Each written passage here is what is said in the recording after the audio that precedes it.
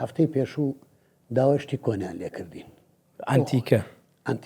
ئەنتیکەیان شتی کۆن وەکو چی؟ مەسەرەن کاکجەزای ساز ماڵێکی هین کردووە ئاهای کوڕن و بینیمە من و ئەیفان هاتین وتی عومەرجان شتێکی کۆنم بەنیارەوە بۆ هەدیەوە با بڵێمەوە هەدیە عومەرە پشکۆل و هەدیە ئەیفان وەکو جاجمێ مەسەلەن باوەڵێ ئێوتم وڵێ من تازە ماڵم کردەوە شتی کۆنم نییە ئەیفان هەیبوو 9 ساڵ بوو تەمەنی ئەو خۆی وەسا پێم وتم کاکە من ئەمە لای خۆم پاراستومە ئەبێ وەعدەم بیتێ نەیفەوتێنی سوێنیشی خوارد وتم ئەبێ سوێنم بۆ کاکەزا سوێن و قورئان هەموو چکە ئەویست بیەمێ ئەمە بێ دەستگری بە سمێڵەوە سمێڵی گرتە بە و سوچی 25,000 ئاو